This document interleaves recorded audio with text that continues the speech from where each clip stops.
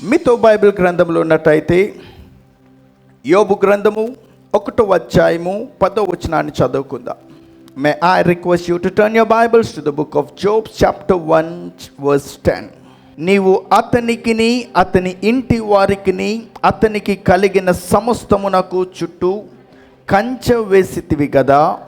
నీవు అతని చేతి పనిని దీవించుచుండుట చేత అతని ఆస్తి దేశములో బహుగా విస్తరించి ఉన్నది. ఈ రాత్రి ఈ యొక్క ధ్యానాంశంలోంచి పరిశుద్ధాత్మ దేవుడు మీతో మాట్లాడాలి అని ఆశపడుతున్నా. యోబు గ్రంథమును గురించి మనము ధ్యానం చేస్తున్నప్పుడు యోబు ఊజు అనే ఒక దేశములో బహుధనవంతుడు, బహుగా ఆశీర్వదించబడ్డాడు. A very blessed person who is named as Job. యోబు అనే ఒక వ్యక్తి బహుగా ఆశీర్వదించబడ్డాడు. ఈయనకు ఆ ప్రాంతంలో రాజు అని చెప్పుకోవచ్చు. ఆ రోజుల్లో ప్రపంచ దేశాల్లో ఊజు అనేక దేశములో యోబు బహుధనవంతుడు. ఊరు అనేక ఊరు నుంచి వచ్చిన కల్దీయుల దేశములో మెసొపొతేమియా పట్టణములో ప్రస్తుతము ఇరాక్గా పిలువబడుతున్న ఆ యొక్క ప్రాంతములో నివసిస్తున్న అబ్రహాము అనేక వ్యక్తి ఒక పక్కన ధనవంతుడు, మరొక పక్క ఊజు అనేక దేశములో యోబు అనేక ధనవంతుడు. ఈ యొక్క యోబు దగ్గరికి ఒకానొక సమయంలో సాతానుడు వచ్చే ప్రయత్నం చేశాడు. సాతానుడు వచ్చే ప్రయత్నం చేసినప్పుడు ఎంతో టీవీగా సాతానుడు యోబు దగ్గరకు వచ్చాడు. కానీ దగ్గరికి వస్తుండగానే సాతానుడు గమనించాడట, యోబు చుట్టూరా కంచె వేయబడిందట. దేవునికి స్తోత్రం, హల్లెలూయా. ఎందుకు యోబు చుట్టూరా కంచె వేయబడింది? Let me bring you one question. అసలు కంచె దేనికి వేస్తారు?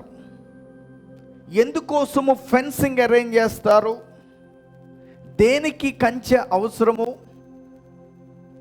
సాధారణంగా ఒక స్థలములో విలువైన కట్టడం ఏదైనా ఉంటే ఏం చేస్తారు? చుట్టూరా చెప్పండి, కంచె వేస్తారు, లేకపోతే ఫెన్సింగ్ వాల్ కడతారు. ఏ ఒక్క కట్టడము లోపల లేకపోతే ఖాళీ స్థలం అయితే కంచె వేస్తారా? వేరు కదా.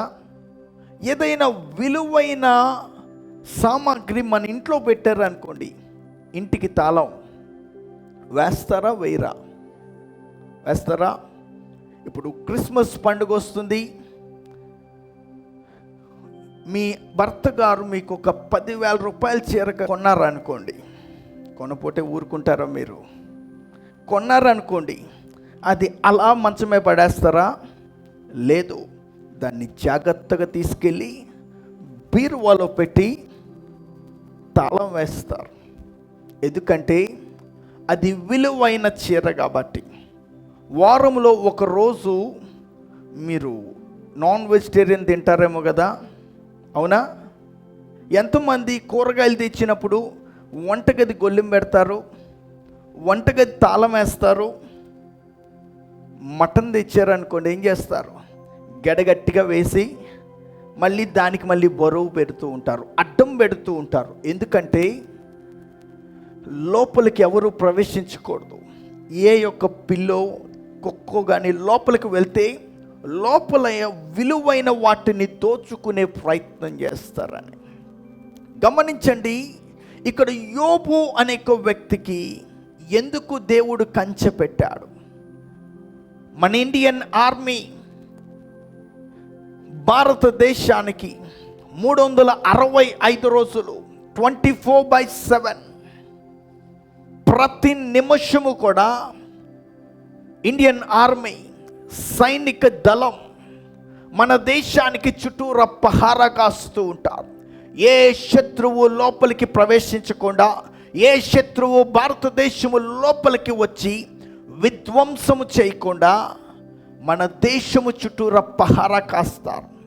మీరు కానీ ఇండియా బోర్డర్కి వెళ్తే ఇండియాకి పాకిస్తాన్కి మధ్యలో పెద్ద పెద్ద కంచెలు ఉంటాయి, పెద్ద పెద్ద గేట్లు ఉంటాయి.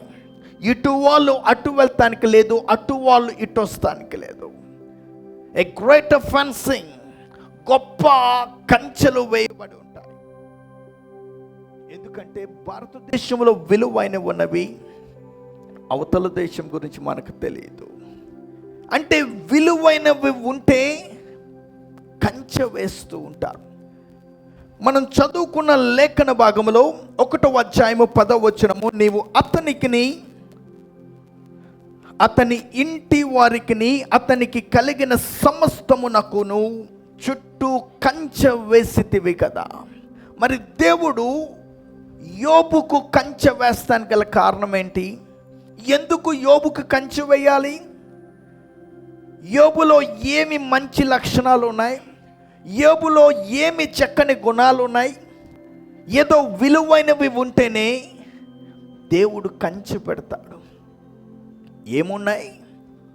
మొట్టమొదటిగా చూసినట్టయితే యోబు జీవితంలో దేవుడంటే భయభక్తులు కలిగి ఉన్నాడు. దేవునికి స్తోత్ర, హల్లెలూయా. ఏ వ్యక్తి జీవితంలో అయితే దేవుడంటే భయము భక్తి ఉంటుందో వారిని దేవుడు దీవిస్తాడు. దేవుడు వారికి కంచె వేస్తాడు. కంచె చాలా అవసరము. మన జీవితానికి కూడా కంచె కావాలి. ఆ కంచె లేకపోతే మన జీవితంలో దుర్భరమైన పరిస్థితి చూస్తాం, ఇబ్బందికరమైన పరిస్థితులు మనం చోటు చేసుకుంటాం. ఏ శ్రమ, ఏ శోధన, ఏ ఇబ్బంది, ఏ ఇరుకు, ఏ అనారోగ్యత, ఏ ఆర్థిక సమస్య నీ జీవితంలోకి అనుమతించబడాలి అంటే దేవుడు అనుమతి ఇవ్వాలి. ఈరోజున నా ప్రశ్న, నీ జీవితము కంచె వేయబడుతుందా? యోబు జీవితంలో దేవుడు కంచె వేస్తానికి గల కారణము, యోబు దేవుని పట్ల భయము భక్తి కలిగి ఉన్నాడు. యెహోవా యందు భయభక్తులు కలిగి ఉంటే కానీ గొప్ప ఆశీర్వాదం నువ్వు పొందుకుంటావు, గొప్ప దీవెన పొందుకుంటావు, గొప్ప సమృద్ధిని పొందుకుంటావు. ఈ రోజున వాక్యం వింటున్న సహోదరి సహోదరుడా, నీ జీవితంలో దేవుని మీద భయం ఉందా? దేవుడు చూస్తున్నాడని, దేవుడు చూచి తగిన కాలమందు ప్రతిఫలము నీకు ఇస్తాడు అని నమ్ముతున్నావా? యెహోవా కను దృష్టి భూలోకమందంతటా సంచరిస్తుంది. కొంతమందికి భయమేమి ఉండదు, ఎవరు చూస్తున్నారని పట్టించుకోరు. కొంతమంది ఏం చేస్తారంటే, ఈ ఊర్లో మాకు అందరూ తెలుసు, పక్క ఊరు వెళ్ళి తప్పు చేద్దాం, పక్క ప్రాంతానికి వెళ్ళి పాపం చేద్దాం అనుకుంటూ ఉంటారు. మా ఊరోళ్ళు ఎవరు లేకపోతే సినిమాకు వెళ్తాను, సిగరెట్ తాగుతాను, మందు తాగుతాను, పాపం చేస్తాను, అది చేస్తాను, ఇది చేస్తాను అంటున్న సహోదరి సహోదరుడా, నీ జీవితానికి కంచె కావాలా ఈ రాత్రి? దేవుని యందు భయభక్తులు ఉందా నీకు? నువ్వు నడుస్తున్న నడక దేవుడు చూస్తున్నాడని నమ్ముతున్నావా? ఎప్పుడు పడితే అప్పుడు, ఎలా పడితే అలాగా ఇష్టం వచ్చినట్టుగా నోటిని ఉపయోగిస్తున్నావా? లేనిపోని మాటలు చెప్తున్నావా? అబద్ధాలు చెప్తున్నావా? ముసలమ్మ ముచ్చట్లు చెప్తున్నావా? ఇక్కడ విషయాలు అక్కడ, అక్కడ విషయాలు ఇక్కడ చెప్తున్న వారితో దేవుడు మాట్లాడుతున్నాడు. నీ కంచె తీయబడుతుంది. యోబుకు దేవుడు కంచె వేశాడు. ఎందుకంటే దేవుడంటే భయము, దేవుడు చూస్తున్నాడని భయము. కొంతమందికి నడిసే నడక భయం ఉండదు, కొంతమంది ఇష్టం వచ్చినట్టుగా మాట్లాడుతూ ఉంటారు. నీ నోటిని కాచుకోవాలి. యోబు తన యొక్క నడక జాగ్రత్తగా చూసుకునేవాడు, తన నోటిని కాపాడుకునేవాడు. ఈ నోటితో అబద్ధాలు ఆడేవాడు కాదు, ఈ నోటితో మోసాలు చేసేవాడు కాదు, ఈ నోటితో ఇచ్చకపు మాటలు మాట్లాడేవాడు కాదు. ఆ నోటిని కాచుకున్నాడు యోబు. ఈరోజున నీవు నీ నోటిని కాపాడుకుంటున్నావా? నీ కంటిని కాపాడుకుంటున్నావా? నీ ఒంటిని కాపాడుకుంటున్నావా? ఆలోచించండి. దేవుడంటే భయము కలిగి ఉంటే దేవుడు కంచె వేస్తా అంటున్నాడు. భయముతో పాటు భక్తి కూడా ఉంది యోబుకు. యోబు అనుదినము కూడా వాళ్ళ కుమారులు కుమార్తెలు పాపము చేశారో లేదో తెలియదు, కానీ ఒకవేళ తప్పు చేశారేమో, గర్వించారేమో, ఏవైనా లేనిపోని మాటలు మాట్లాడారేమో, వారికి ఉన్న ఆశీర్వాదాన్ని బట్టి దేవుణ్ణి తక్కువ చేశారు ఏమో అని చెప్పి అనుదినము బలిపీఠాలు కడుతూ ఉండేవాడు. చెబలు కొడుతూ దేవుని నామాన్ని మహిమపడతాం. ఈ రోజున వాక్యం వింటున్న సహోదరి సహోదరుడా, నీవు దేవుని సన్నిధిలో భక్తి కలిగి ఉన్నావా? అనుదినము దేవుని సన్నిధిలో బలిపీఠం కట్టగలుగుతున్నావా? దేవుని సన్నిధిలో ప్రార్థించగలుగుతున్నావా? ఈ లోక సంబంధంగా అయితే చాలామంది వేరు వేరు దేవుళ్ళను, దేవతలను భక్తి కలిగి ఉదయమే లేచి మధ్యాహ్నము సాయంత్రము ఎంత నిష్ట కలిగి చేస్తారు. నీకుందా భక్తి? నీకుందా ఆసక్తి? దేవుడంటే భయము భక్తి కలిగిన యోబును దేవుడు బహుగా దీవించాడు. ఈ రాత్రి నా ఆశ, నీవు దీవించబడాలి. ఆమేన్ చెప్పండి. నువ్వు దీవించబడాలి, నువ్వు ఆశీర్వదించబడాలి, నువ్వు ఫలించబడాలి, నువ్వు సమృద్ధి చేత నింపబడును గాక. నువ్వు అలాగున దీవించబడాలంటే you should have the fencing of God. దేవుని యొక్క కంచె నీకు కావాలి, దేవుని కాపుదల నీకు కావాలి. కంచె కావాలా వద్దా? కావాలని వచ్చి ఎత్తుతారా? రైట్. దేవుని కంచె మీకు కావాలి. దేవుని కంచె మనకు ఆయన పెడతానికి ఈ సంవత్సరాంతములో ఒకసారి మనల్ని మనం స్వపరిశీలన చేసుకుందాం. ఒకసారి మనల్ని మనము సెల్ఫ్ ఎగ్జామిన్ చేసుకుందాము. దేవుడు మనకు కంచె పెడతానికి మనలో ఏమైనా సుగుణాలు ఉన్నాయా? ఏముందని నీకు కంచె పెట్టాలి? ఏ మంచితనం ఉందని నీ కంచె పెట్టాలి? నీ నోరు మంచిదని కంచె పెట్టాలా? నీ చూపు మంచిదని కంచె పెట్టాలా? నీ నడక మంచిదని కంచె పెట్టాలా? నీ కుటుంబంలో భక్తి శ్రద్ధలు ఉన్నాయని కంచె పెట్టాలా? దేనికి కంచె పెట్టాలి? ఆలోచించండి. ఈ యొక్క ఆఖరి మాసములో క్రిస్మస్, క్రీస్తు జననము గురించి చెప్పొచ్చు, కానీ దానికంటే ముందు నాకు చాలా కంగారుగా ఉంది. సంవత్సరాంతం వచ్చేస్తుంది. దేవుని కంచె మనందరికీ ఉండును గాక. అలాగున ఆయన కంచె ఉండాలంటే మనలో ఏమున్నాయి? ఎందుకు కంచె పెట్టాలి? ఒక ఇంటికి కంచె పెట్టాలంటే ఇంట్లో విలువైన ఫ్రిడ్జో, బీరువానో, కలర్ టీవీనో, సోఫానో, లేకపోతే ఇంకా విలువైనవి ఉంటే దానికి తాళం గట్టిగా వేస్తాము. ఒక స్థలములో అది బాగా తవ్వించారు, విలువైన రొయ్యలు వేశారు. రొయ్యల చెరువు పెట్టినప్పుడు చుట్టూరు ఏం చేస్తారు? కంచె పెడతారు. కొన్ని చోట్లయితే కరెంటు కూడా పెడుతూ ఉంటారు.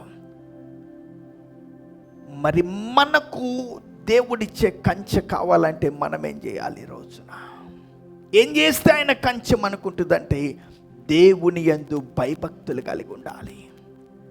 ఈరోజు నా ప్రశ్న, దేవుడు నీకు కంచె పెడతానికి సంవత్సరాంతంలో ఏమైనా మంచి లక్షణాలు ఉన్నాయా? మంచి తలంపులు ఉన్నాయా? మంచి చూపు, చేత, నడక, పడక నీ జీవితంలో ఉంటే తప్పక దేవుడు నీ జీవితంలో కంచె పెట్టునుగాక. ఆయన కంచె పెడతానికి నీ జీవితంలో మంచి ఉందా, చెడు ఉందా? ఆలోచించుకోండి. ఈ సంవత్సరాంతంలో వచ్చే నెల మనం ఇక్కడ కూడుకునేటప్పటికి హ్యాపీ న్యూ ఇయర్ అని చెప్తాము. హ్యాపీ న్యూ ఇయర్తో పాటు దేవుని కంచెతో నీ జీవితం మొదలవ్వాలి. ఒకవేళ ఆయన కంచె లేకపోతే ఏమైతే తెలుసా? సాధారణంగా కంచె లేకపోతే ఒక స్థలంలోకి కుక్కలు వస్తాయి, నక్కలు వస్తాయి, గేదెలు వస్తాయి, ఇంకా ఒకటా రెండా అన్నీ వస్తూ ఉంటాయి.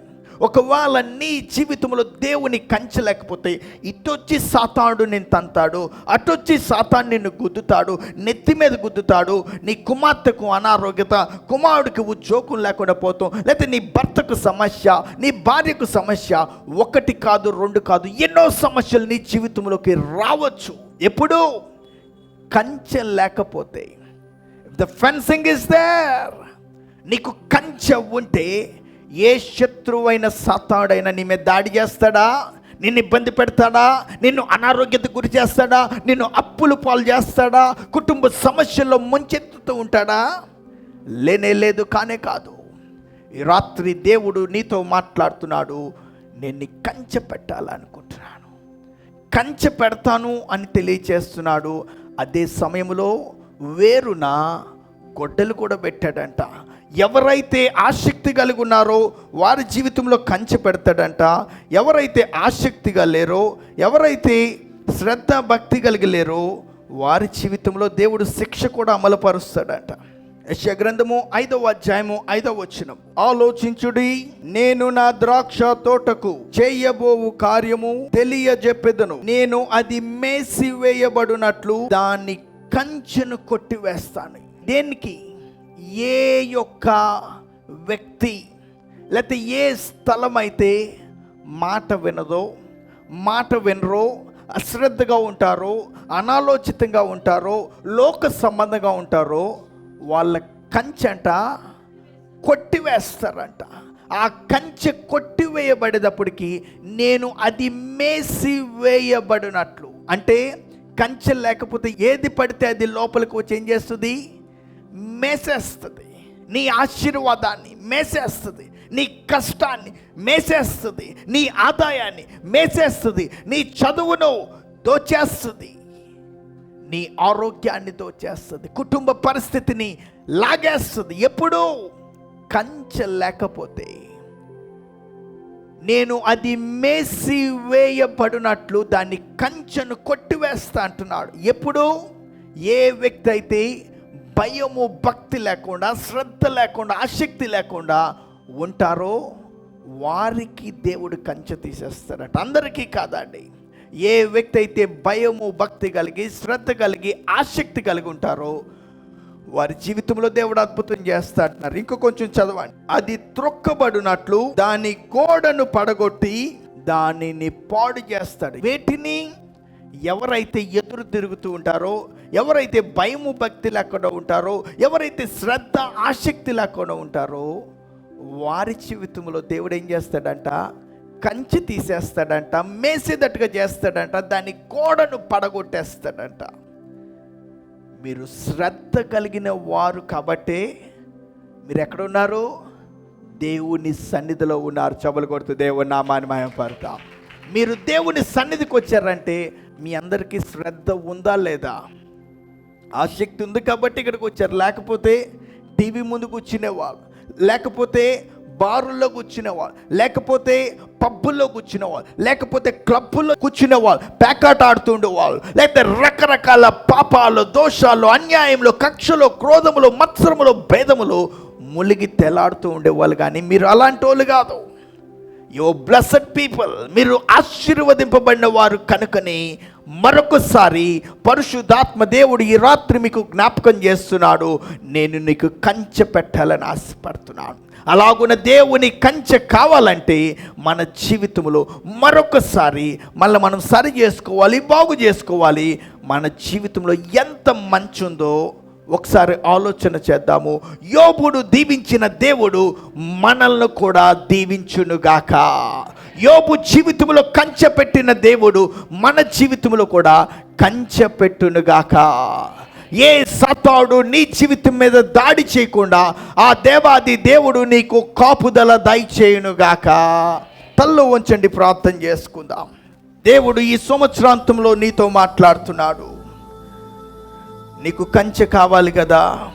ఒకవేళ ఈ రాత్రి వాక్యం వింటున్న వాళ్ళు ఎవరైనా సరే దేవుని కంచెను కోల్పోయారా? దేవుని సన్నిధిని కోల్పోయారా? దేవుని ఆశీర్వాదాన్ని కోల్పోయారా? అయితే ఈ రాత్రి దేవుడు నీతో మాట్లాడుతున్నాడు. యోబుకు పెట్టిన కంచెను నేను నీకు కూడా పెడతాను అంటున్నారు. సరి చేసుకోండి, బాగు చేసుకోండి, ఒక మంచి తీర్మానం తీసుకుందాము. తద్వారా దేవుడు మనలను, మన కుటుంబాలు సమృద్ధిగా దీవిస్తానికి ఇష్టపడుతున్నాడు. ఈ రాత్రి ఎంతమంది అయితే తీర్మానం చేయదలుచుకున్నారో వారు నాతో పాటు ప్రార్థనలో ఏకీభవించండి.